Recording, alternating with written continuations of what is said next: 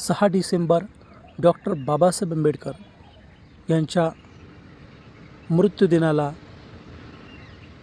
महापरिनिर्वाण दिन का म्हणून ओळखले जाते याविषयी आपण आज माहिती जाणून घेणार आहोत। चला तर मग व्हिडिओला लगेच लाईक करा, चॅनल सबस्क्राईब करा आणि कमेंट करून सांगा तुम्हाला हे माहिती होतं का।